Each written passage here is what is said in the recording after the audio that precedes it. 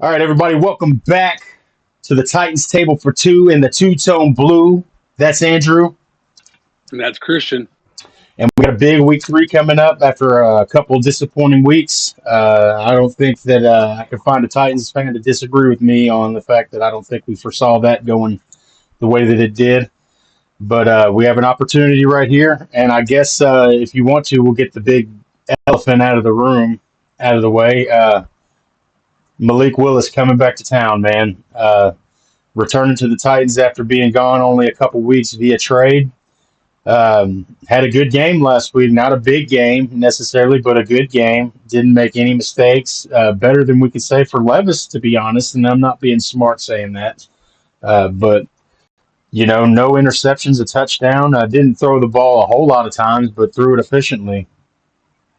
Yeah, I mean that's just what it is. He was efficient. He took Matt LaFleur's game plan and didn't make the mistakes. That's what it was get the ball out, hit the open guy, don't make a mistake, and he did it perfectly.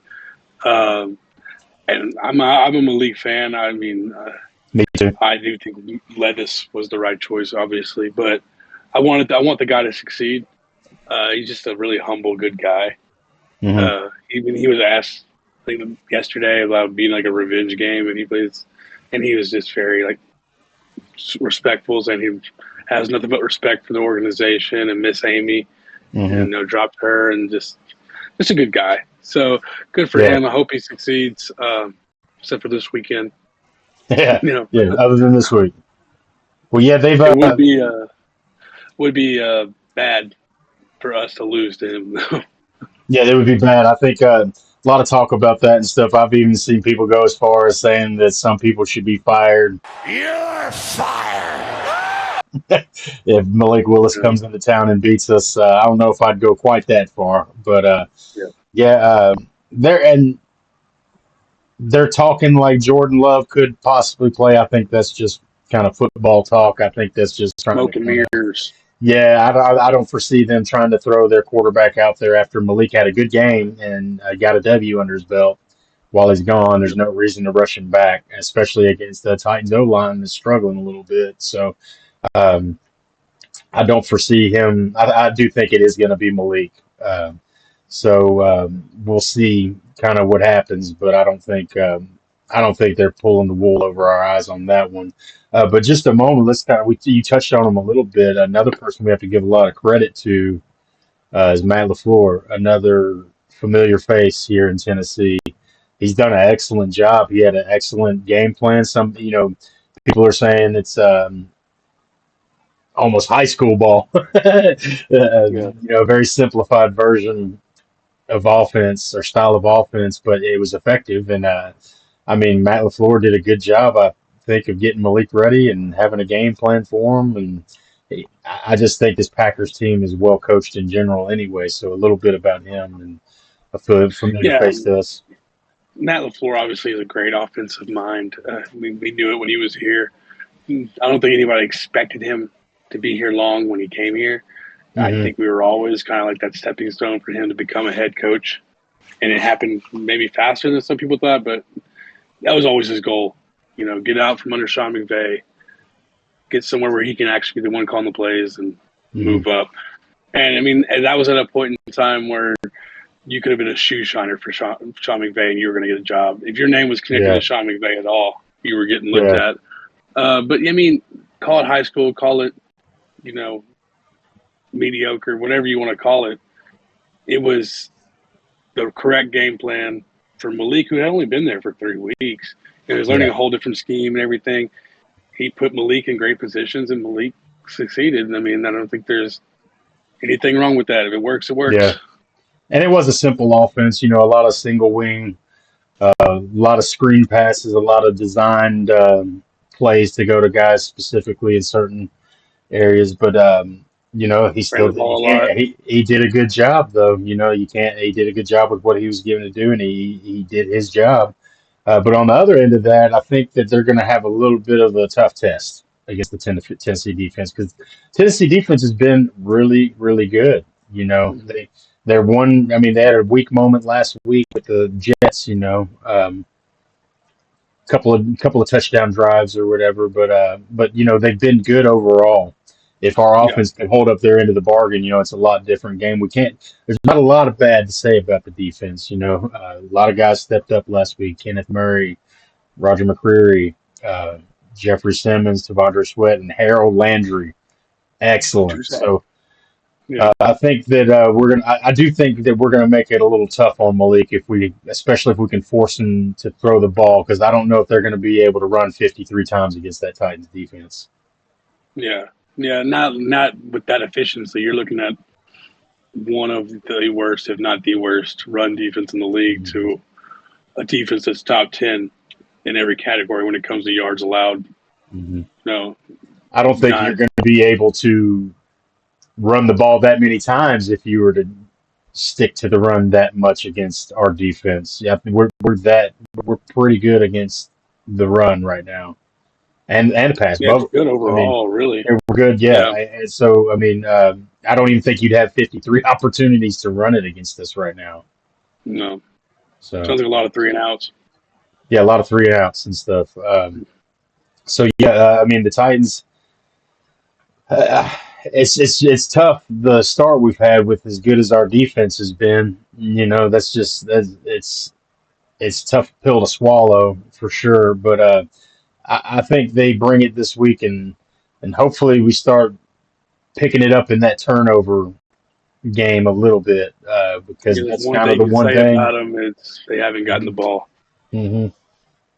So if we could pick that ball off a little bit more, or get it out of the quarterback's hands, I think it'd be even better. Yeah, But I look for that to maybe change. yeah. I think that's the biggest thing is just getting their hands on the ball. I mean, like I said, you can say anything bad about them. That's it. Uh, but I do. I mean, people say, "Hey, Malik has practiced against this defense all training camp," but this defense has practiced against Malik all training camp as well. Hmm. So Absolutely. it's so I don't foresee and having a week to see the kind of game plan that LaFleur drew up for him. And I can't say it's going to be apples to apples, but it's going to be similar. Yeah, So having absolutely. that tape is going to help the defense as well. Hmm.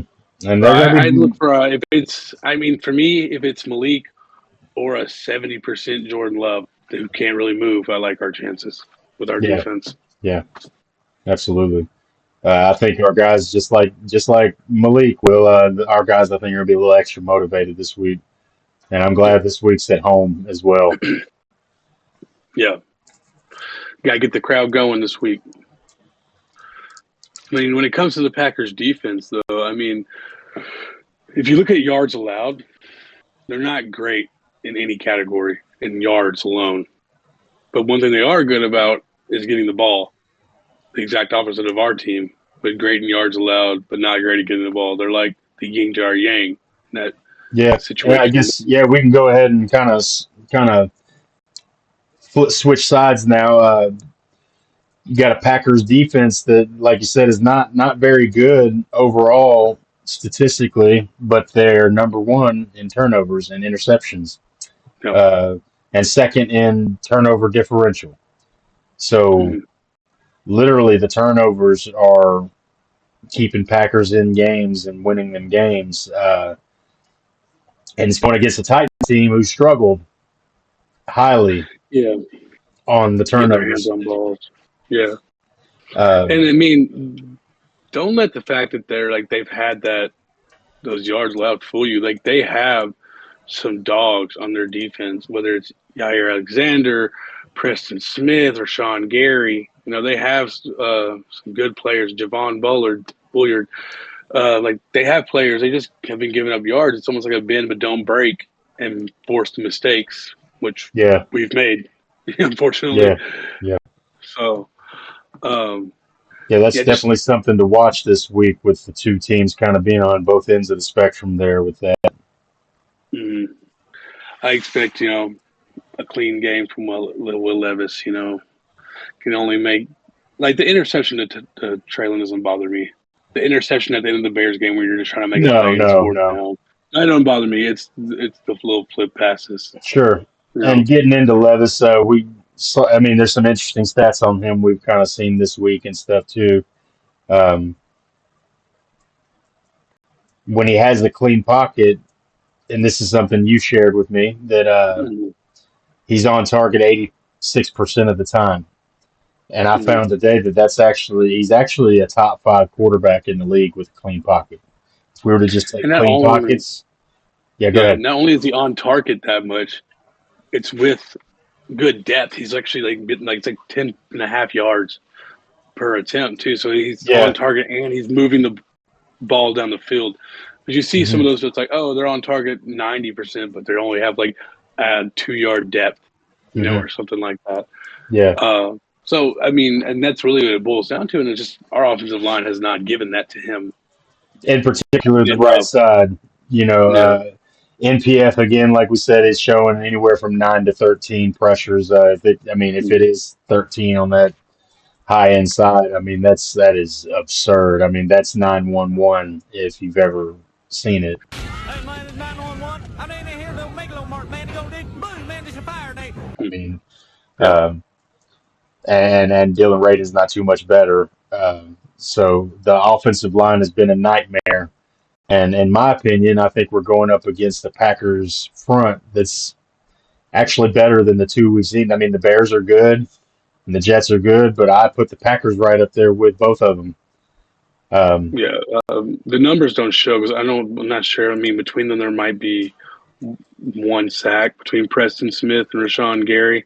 mhm. Uh, but they can rush the passer. They can pressure the passer. So Yeah, MPF better have his together. You know what? Because just because they don't have the sacks doesn't mean they're not getting pressure at a high rate.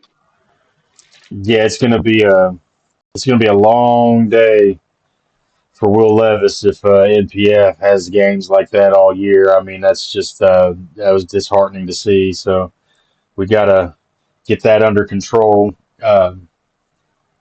And special teams as well. Just a quick note. I mean, the absurdity on special teams the last couple of weeks. I mean, even going back to last season, our special teams have been kind of a nightmare as well.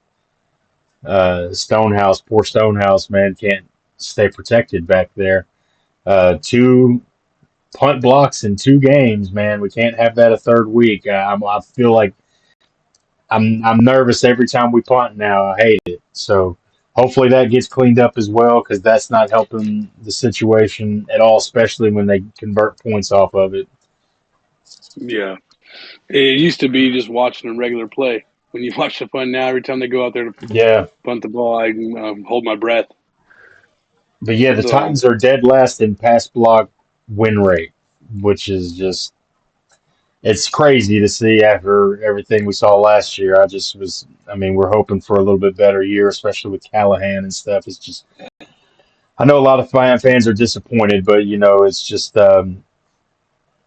it's a long season. There's still 15 more games. 15 more games, guys. Like so, there's still a lot more to play, and hopefully we can turn it around this way. I think that not only this week but next week are about as winnable. Excuse me, are about as well also winnable, but they're about as must win as games can get early on in the season if we have playoff hopes and aspirations, which I believe every team should have every single year. yep, Uh, so if that's not your goal, then there's something wrong with you. I think I don't there's obvious favorites every year and stuff like that, but I believe every team should have the goal to at least make the playoffs, if not win the Super Bowl every year. So uh, yeah, I agree.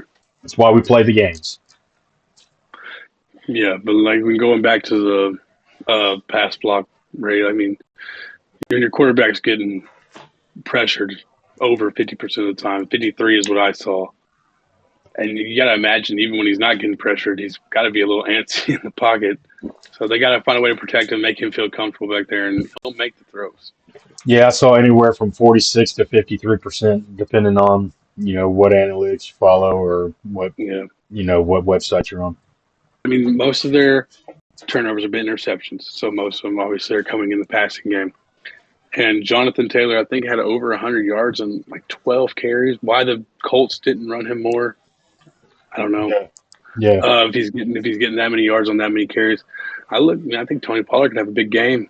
Yeah, that's what I was literally just going to say, actually. I look for Tony Pollard to continue doing what he's done the last couple weeks. He was, Mhm. I know he only had 60 yards or so rushing, but he had a good game. He had 5 receptions as well, over 100 yards. So I look for him to continue doing the good things that he did. And Tajay Spears, kind of the one guy kind of on the injury report that I saw, and it was just an ankle, but it doesn't look like it's going to be anything too serious. He didn't practice yesterday. Oh, and Luke Gifford actually was another one. Those are the two guys, and then we have Jeffrey Simmons and L'Jarius Sneed just having a little bit of rest. But yeah, hopefully Tajay Spears will be ready to go. He was limited in practice today as we speak. It's Thursday as we're recording this. So I'll tell you right now, if there's any chance Tajay can play, he'll play. That boy, tough as nails. Yeah, I expect him to be in there. So yeah, that'd be the only thing that you'd be looking at. And D Hop is kind of, I guess, still on a snap count a little bit, but hopefully we get a little more from him this week as well. Yeah, look like he's gradually rising in snap. He went by 10. Mm-hmm. He said today he's just being patient, waiting. Yeah. He has number to be called. He's going to be important for this team down the road. Yeah, absolutely. And hopefully more. I think it'll be more and more important each week. All right. So did you have a couple of players, one on each side, that you had as key players this week? Yeah, let's see. My offensive key players are just going to be that right side of the line. Braden's an MPF. Okay. You got to get it together. You got to, give your quarterback some time. Let him be comfortable. Can't let him get hit. So I look to them, be key, get in front of Gary, get in front of Preston Smith, and just give your quarterback some time. Be better. And yeah, be better. The defense, I'm kind of going to do the same thing. Ernest Jones and Kenneth Murray. They blitz a lot. They move around a lot. I look for it's Malik. Look for them with their movements and blitz schemes and stuff to confuse them and get to them and make it hard on Malik. Don't give him time to process. Yeah. So I'm going to take kind of like a little double team on both of those. But yeah, Ernest Jones was fun to watch last week. He was one of the. He's already one of my favorite players on the defense. Yeah, he was a silver lining last week for sure. He was just all over the field, man. I'm so happy about that trade. That's one of the greatest moves that came late in the offseason. Just couldn't be more tickled about that.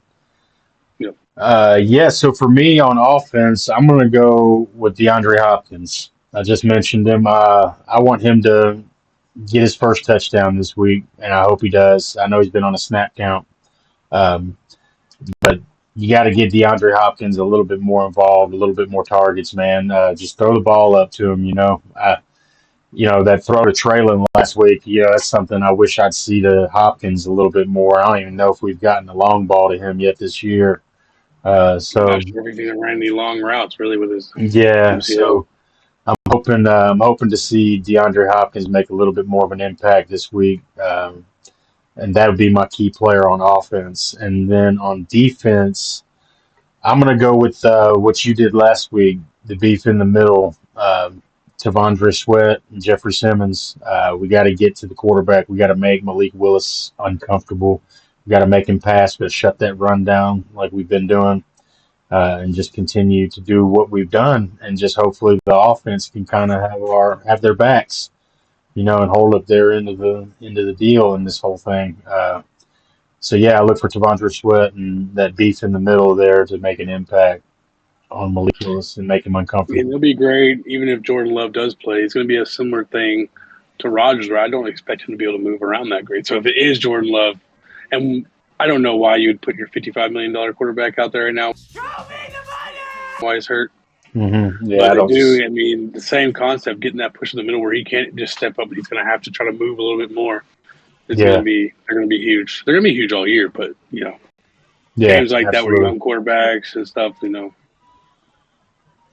All right. So do you have a prediction for the score and everything? What are the Tennessee Titans fans here at Nissan Stadium going to be looking up and seeing on that scoreboard at 3:30 p.m. Central Time? What's it going to say on the scoreboard, man? We're finally going to break the dreaded 17 and it's going to be 24-13. 24-13. All right. Yeah, I've got a close score to that. I've actually got 10-24 Titans this week. I got to keep believing, man. I got to keep believing. It's a winnable game. We certainly have the edge, I think, in this one if we can just get the offense in gear, get that right side of the line patched up. Will Levis stop it on some of the silliness, and you're pretty good otherwise. Yeah, I'm going 10-24. I think we get our first 3-touchdown game of the year. I think we break that 17-point mark. And I think that Malik Willis and Green Bay is going to have a tough time trying to run the ball on us 53 times. So yeah, I agree. Absolutely. All right. So, what is your final bite of this week on this preview edition? Final bite. It's going to be a big one. The Titans defense finally gets turnover with not one, but 2 turnovers, an interception and a fumble recovery on a strip sack. 2 turnovers for the Titans defense this week. Let me take you one further. Who do you think is going to get the fumble? Who's going to cause it? Yeah, take it. Yeah, who causes it? Harold Landry causes it. Devondre Sweat recovers it. Okay. Oh, I'd love to see Meatloaf run one in. That'd be great. Meatloaf. Meatloaf. He's going to grab that football like it's a pan of meatloaf, damn it. Devondre Sweat's got to get a touchdown, man. That'd be awesome. Yeah. Oh, dude, when he almost caught the interception. Yeah. Rumbling, bumbling, stumbling. All right, so my final bite's a little different. It's just going to kind of be for all the, I don't want to say Levis haters, but everybody that I feel like maybe is overreacting a little bit. A lot of comments calling for him to be benched this week. I think that's silly. I think, you say you think he gets half the season at least. I'm of the belief you give him the whole season no matter what, especially at the point we're at now. You just got to see what he's going to do this year. You got to give him the full season, in my opinion, because Mason Rudolph, say we lose the next 2 games, they're not benching him next week, I don't think either. I don't think Mason Rudolph has taken us 13-0 after 4 losses to go to the playoffs. So I think you got to just let him stick it out, take his bumps, take his lumps, take his bruises. And we've shown with some of the stuff that we've seen today that it's not all his fault. That's kind of why this is my final bite. With the 86, with being on target, 86% in the clean pocket, like you said, at a 10.5 depth average, that's pretty good. So it's not excusing Levis in any way in some of the silliness that we've seen, because it's some of the silliest stuff I've ever seen on an NFL football field. Horrible mistakes, but horrible mistake doesn't take away from that, but it is not all of his fault, especially when we have him being pressured anywhere from 46 to 53% of his dropbacks. So half of his dropbacks he's being pressured. So it's not all on Levis. It starts with Levis and ends with him as well. But I've had my gripes a little bit about some of the play calling as well. So with all that factored in, we can't put it all on him. Not excusing him, though. That's my final bite.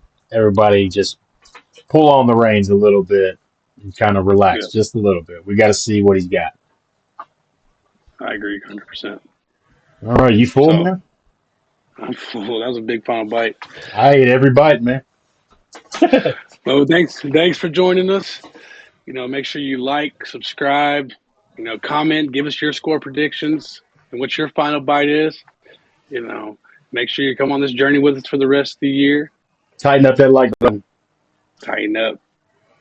Good. But yeah, guys, we'll catch you next week on a recap edition. Hopefully a winning edition after the game. We'll try to do it on Monday and drop it on Tuesday. And we'll be dropping some fun stuff for you and stuff. We're going to be dropping some different videos and stuff for you guys. Look for that in the next couple of days, actually. And we're going to try and go live for you guys as well here soon. So do all the stuff for us, and we appreciate you, and we'll see you next week. We are working on having a live watch party for the Titans-Dolphins game. Not official yet, but working with a venue, a restaurant, sports bar, having a live watch-along party. We'll be live on YouTube. It'll be a really good time. So we'll keep you updated about that. Yeah, everybody come join us, man. We'd love to have you along. Yeah, for sure. But that's it for us this time. Make sure you subscribe. And check, please. This one's on him. Him? The one with the glasses. We'll catch you guys next week. Tighten up, baby. Titans table for 2.